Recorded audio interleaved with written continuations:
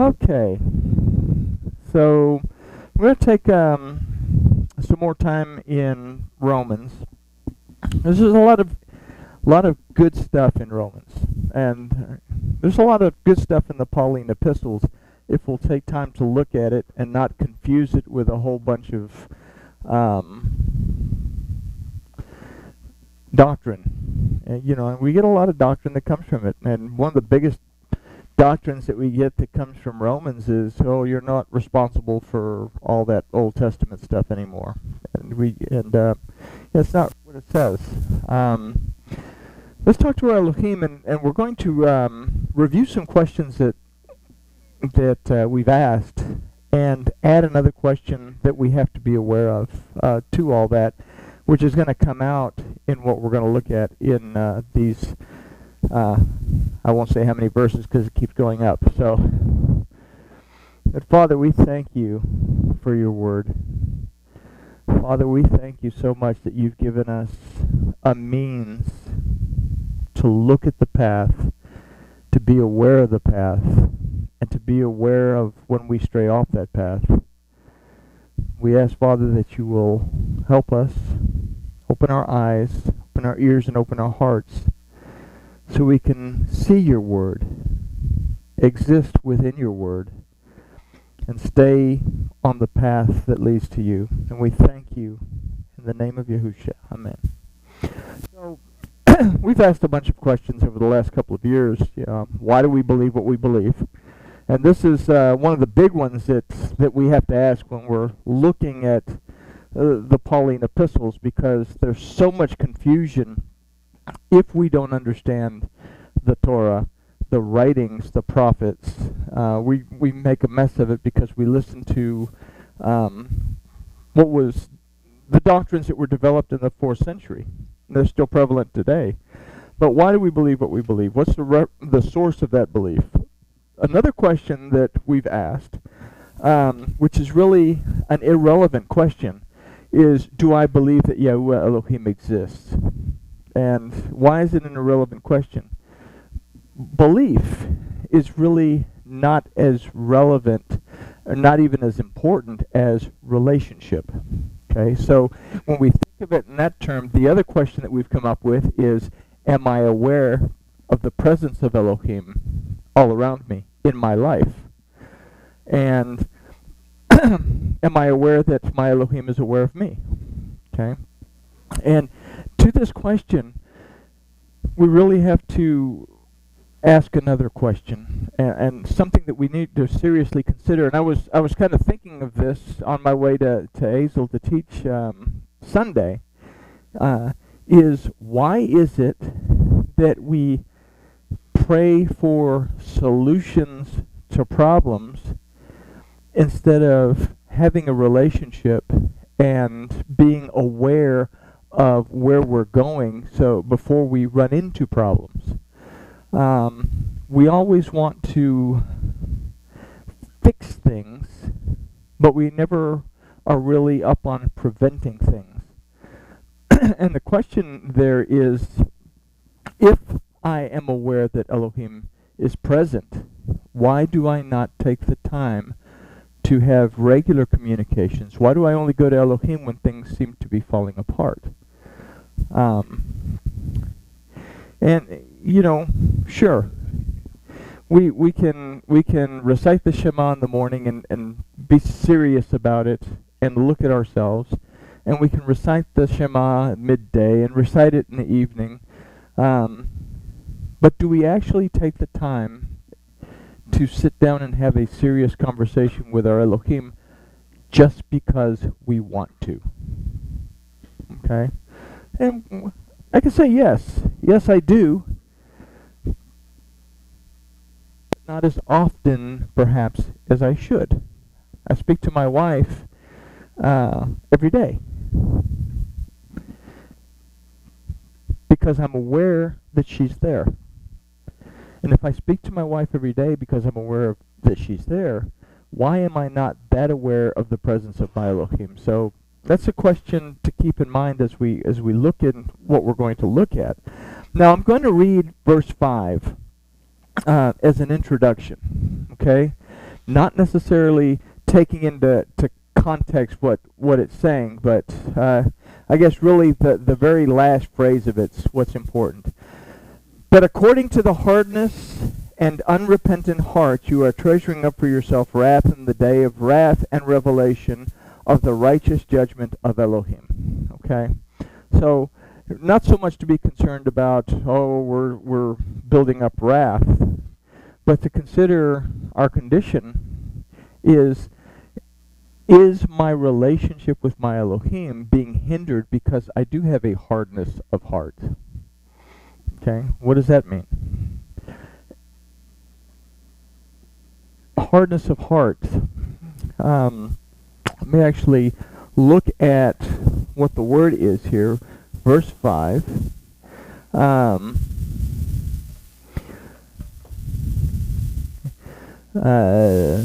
Zavar, okay, is a word for self-honoring. Self-honoring. Okay? Because I look at myself and what I'm able to do, and I'm able to do all things through me who strengthens me.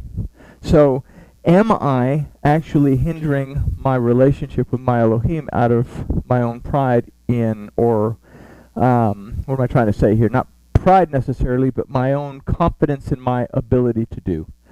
Now, we have to be confident in our ability to do. That's important. I mean, if we're going to survive, we have to be willing to try, and we have to be willing to believe that we can, but we exclude our Elohim from the picture when we get so tied up in what I can do that I don't bother to sit down with my tea and my scones and have this conversation. So in that case, it's the day of wrath and revelation of the righteous judgment of Elohim. In this case, it does use the word mishpat, that it's within those statutes, those ordinances, those decrees of Elohim that I end up, in the end, being not judged for my actions, but those are the guidelines that place me in the position that I'm in, whether I've strayed off the path or I'm still on the path. Oftentimes I stray off the path because my pride tells me I'm going to do it this way, and I go off and do it this way, and I don't stop to think about I don't stop to think about having a conversation with my Elohim in the first place. Because if I stop to have a conversation with my Elohim in the first place, and I explain to my Elohim, just like I'm talking to you right now, what I intend to do, and then I'm quiet and I take a sip of my tea and maybe a bite of my scone and take my pen and have my paper handy, when the thoughts start to manifest themselves, I start writing it down, and I'm going to find out that maybe there's a flaw somewhere in my game plan. So when we keep that in mind, we go to verse 6, who shall render to each one according to his works. Okay? His works. Now we have a word for works, which is ma'aseh. Okay? So ma'aseh, aside from works, means actions. And it comes from the root asa. And asa is, the first time that we see this word is when Elohim creates. Okay, so it's the same word that's used to say that Elohim created this or he created that is asa. So what we create, the way that we act, what we produce. Okay, so if we think about this, who will render to each one according to his creation. Okay, is it my creation? Is what I am bringing to productivity solely mine?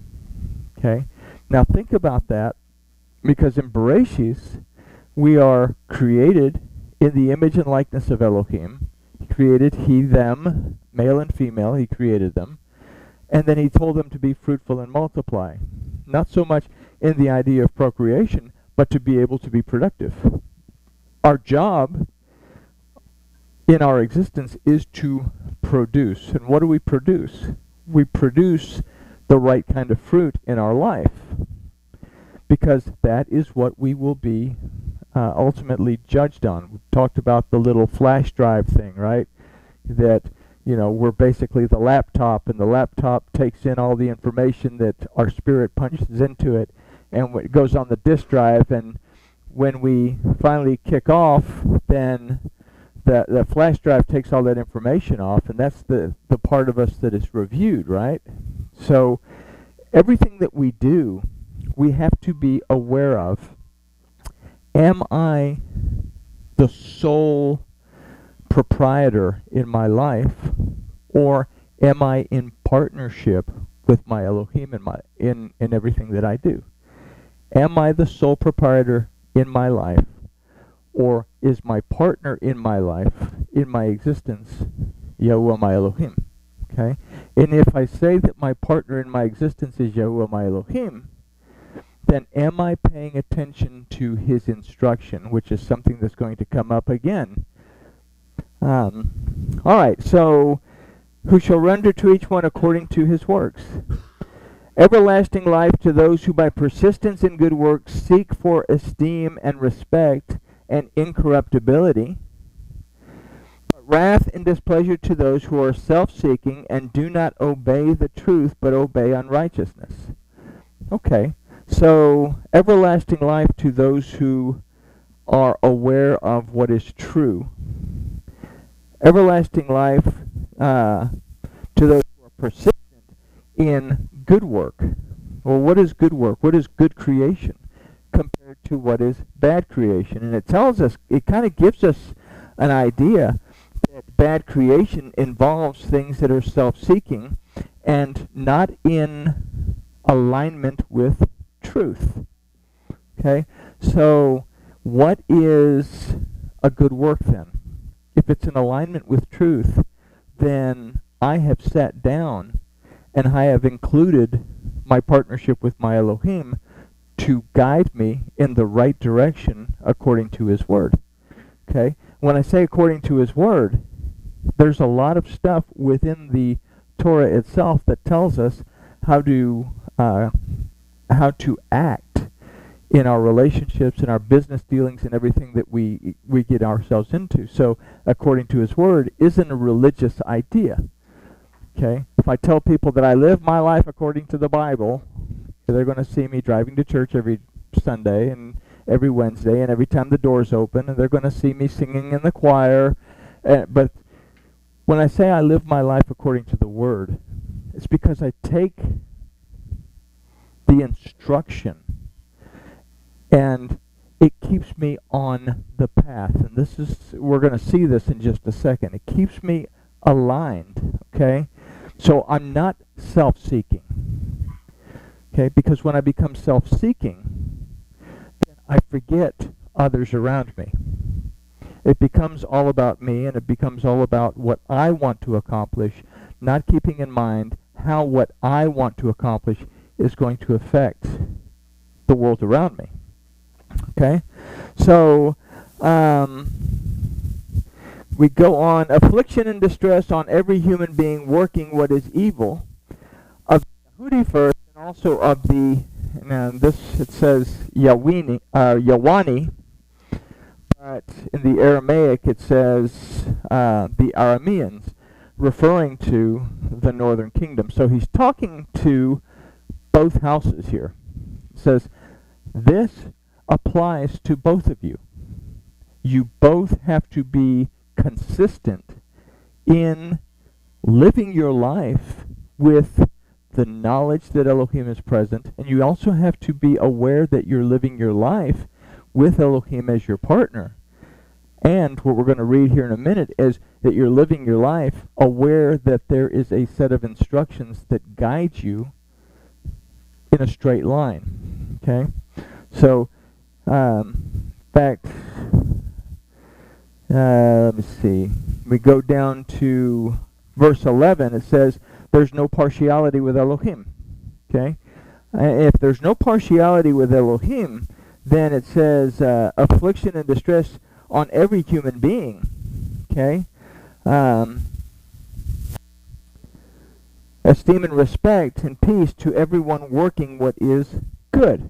So he's saying not only the corruptible parts apply to everyone, but everyone who is working, who is creating, who is doing asah, is creating, is producing, is acting in a manner consistent with the word, is also going to reap the benefits of this partnership with Elohim. Very important message to the people back then, okay? Because it's we'll call them the Jews because it's what Yahusha called them. The Yehudi are persecuting the Aramean. They're telling them, you can't be part of this, you have no part of this, you have no relationship with Elohim. Elohim has abandoned you, and you're no good because he divorced you and you can't come back. But Paul is saying, no, because what we read here in a few minutes, because of your belief in Yahushua HaMashiach and your acceptance of that blood and that payment, that this also applies to you, and you can have the same relationship that the Yehudi have, and that you can have this relationship. And if that's the case, then we can expand that out further, that we can all have this relationship if we will stay in line with the Word. If we are all Banai Yisrael, if we are all restored and established by and through the authority of Elohim, then we all walk according to that Word. But here's where we start to, where we have to think about it. For as many as sinned without Torah shall also perish without Torah, and as many as have sinned in the Torah shall be judged by the Torah. Okay, so we're saying, oh, if you sin in the Torah and all this stuff, and let's think about that. The word for sin is overrated. Okay, the idea of sin in and of itself is a 4th century creation of the Universal Church, the Iglesia Catolicum. The word for sin is chatat. That kind of makes everything else that we've considered come into alignment. Chatat, it doesn't mean to sin. That's the definition we've given it. Literally, it means to stray off course, to stray to the left or to the right. So, if we consider this, then for as many as have strayed off course without the Torah shall also perish without the Torah. If I stray off course because I don't have instruction, I'm going to perish because I don't have instruction. But what if I have instruction? What if I have instruction? And as many as have strayed off course in the Torah, as many as have the brain and the lips don't want to cooperate. As many as have strayed off course in the Torah shall be judged by the Torah. If you know what the instructions say and you choose to stray off course, then you're going to be judged according to those statutes and ordinances and commandments that the Torah lays out. The Torah lays out an instruction. It's a very plain instruction, very easy to follow instruction. It is not what the rabbis say in the Talmud, that there's no way that you can complete all 613 mitzvot. The only way you can do that is to become a chassid and accept reincarnation. Then you can reincarnate as many times as it takes for you to complete all 613 mitzvot. Yeah. But what do we have in the Torah that we're really, really responsible for? 10 suggestions. We have 10 suggestions that we're really responsible for, and a set of dietary laws that kind of underline that 10 suggestions. But the one that we freak out about the most is not eating the Tic Tac because it might have gelatin in it.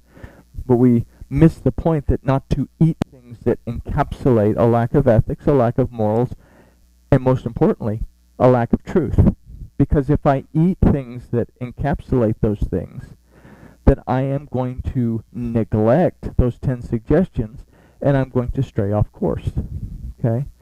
Now, this applies to both the Yehudi and the Aramean.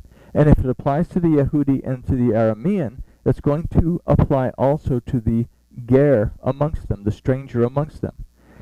That if I have accepted the Torah as my lifestyle, my instruction, and I accept Elohim as my Elohim, or Yahuwah as my Elohim, then I have the instructions that I need to keep from straying off course. So I don't have an excuse. We don't have an excuse if we've accepted this set of instructions. What keeps us from paying attention? See there? Where's Charlotte when I need her?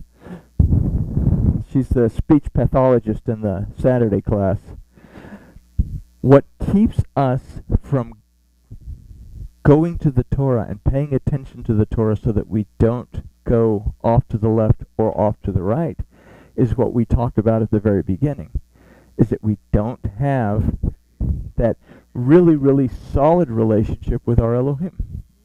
I don't have the conversation with him that I should have on a regular basis. Okay?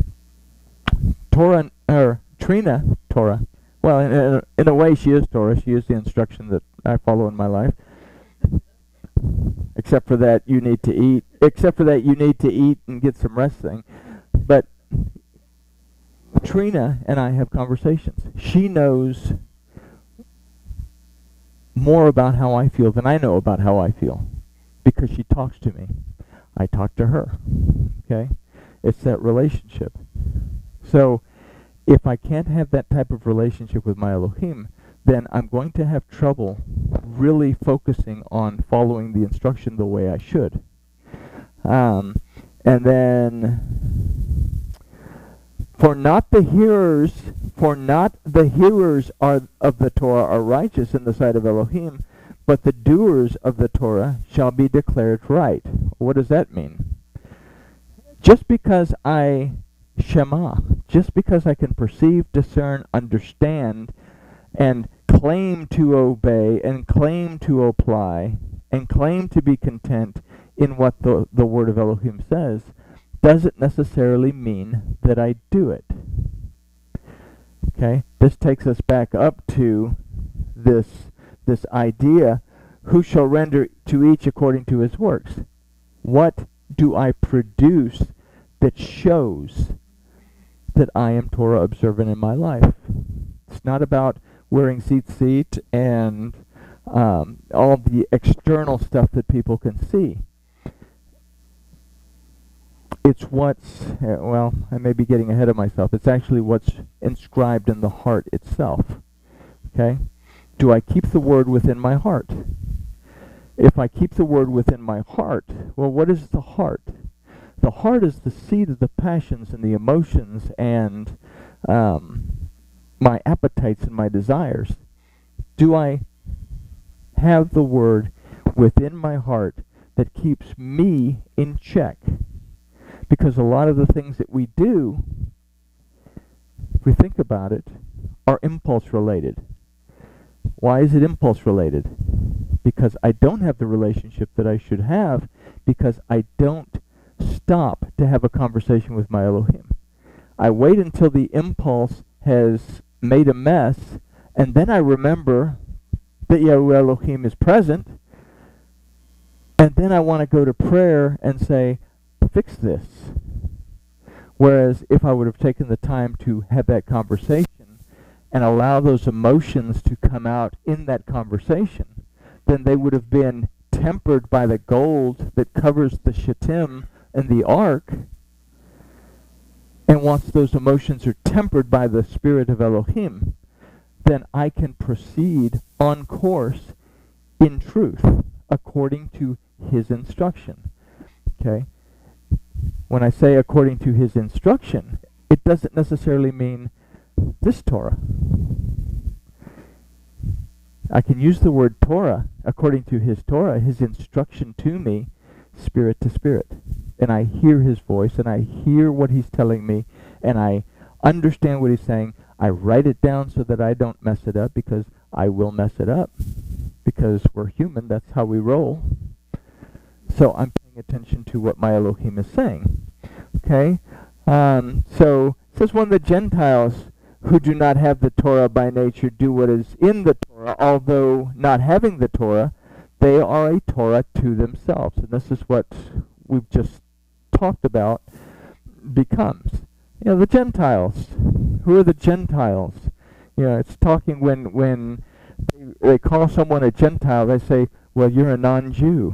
If you've ever watched any lectures by rabbis on Chabad or anything, they always say, because the Torah is written to every Jew, and every Jew must do this, and every Jew must do that. It's like the Gentiles are second-class citizens. If we take that, instead of saying every Jew must do this and every Jew must do that, we say every person who has a relationship with Elohim must do this and must do that, then it's not the Gentiles, it's all of us. And if we don't have the Torah, but by nature do what the Torah says, then we are a Torah to ourselves. We have the instruction within us because we have the relationship with our Elohim. Okay? So I don't have to be part of this religion or that religion or any religion for that matter. I have to have a spiritual relationship with my Elohim that transcends the idea of religiosity. I guess that's a word. If it's not a word, it's a word now. Okay? Then it goes on in verse 15. See how quick this is going? We'll be at verse 20 in no time. Who show the work of the Torah written in their hearts, their conscience also bearing witness, and between themselves their thoughts accusing or even excusing. So what does that say? Who show the work of the Torah written in their hearts. Again, now I have the work of the Torah written in my heart. I have the creation of the Torah. I have the fruit that is produced by the Torah within my heart. What does that do? Well, it tempers my emotions. And if it tempers my emotions, the dog will bark. Oh, now if it tempers my emotions, then what does it do? It also talks to me spiritually, in that it speaks to my conscience. And if it speaks to my conscience, and it bears witness, then my conscience will either accuse me or excuse me. What does that mean? Now I have something called conviction that says that's not a good idea. Or in excusing me, he'll say, okay, that is a good idea. Or if it's too late and I haven't taken the time to stop and take the steps, then after I've goofed everything up and I allow this spiritual connection to take place, the Spirit will accuse me, saying, you flubbed up, because if you'd have talked to me in the first place, you wouldn't have done it this way. It's like talking to your mother. You shouldn't have done this. If you'd have listened, if you'd have talked to me first, and Or like my dad, when I was finally 46, I finally started to listen to my father. And then it will excuse you. Then it will say, if it excuses me, it tells me everything that I've done wrong after I've already done it wrong, because now I'm crying out to Elohim in panic. And it says, well, had you not done this, this, this, and this, you wouldn't be in the mess you're in. But since you did this, this, and this, here's what we do to excuse it. You have to do this, this, this, and this in order to fix it. This is conviction. This is how the Spirit works with us. And if I want to avoid the bad conviction that comes after I've made the boo-boo, then I need to become more aware that Elohim is present in my life and have the conversation with my Elohim before I use this phrase with my youth class. You all look youthful, so I just use it. I have to have this conversation with my Elohim before I go to guns. Okay? Because once I've shot things, well, I can't call those bullets back. And now I have to repair the holes. Okay? And if I just happen to have shot someone, then I have to repair that relationship. Had I had an idea because my conscience was covered and tempered, and my emotions were tempered in the first place, I would have